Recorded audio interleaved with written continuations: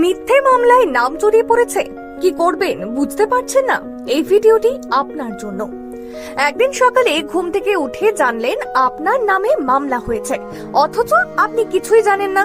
কিন্তু সমাজের চোখ বদলে গেছে, পরিবার অস্থির, মন কাঁপছে, মাথা ঝিমঝিম করছে। কি করবেন আপনি?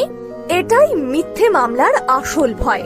আপনি জানেন আপনি নির্দোষ, কিন্তু আইন, সমাজ, এমনকি নিজের লোকেরাও যেন আপনাকে নিয়ে সন্দেহে পড়ে গেছে।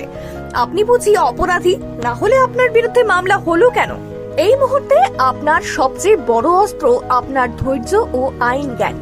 এফআইআর এর কপি সংগ্রহ করুন, একজন বিশ্বস্ত আইনজীবীর সঙ্গে বসে বুঝে নিন আসলে কি অভিযোগ আনা হয়েছে।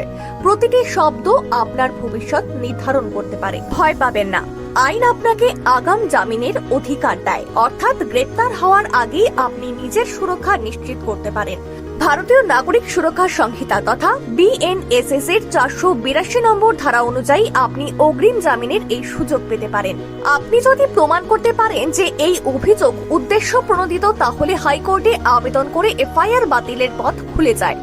ভারতীয় নাগরিক সুরক্ষা সংহিতা তথা BNSS এর 484 ধারা অনুযায়ী আপনি হাইকোর্টে আপনার বিরুদ্ধে আনা মিথ্যে অভিযোগটি কোয়াশের আবেদন করতে পারেন। দেশের আইন আপনাকে সেই অধিকার দিয়েছে।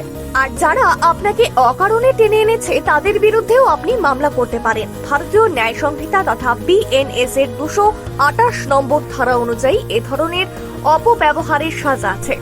একটা মিথ্যে মামলা শুধু একটা নাম নয়, একটা মানুষের সম্মান, আত্মবিশ্বাস আর জীবনের বিরুদ্ধে একটা আঘাত।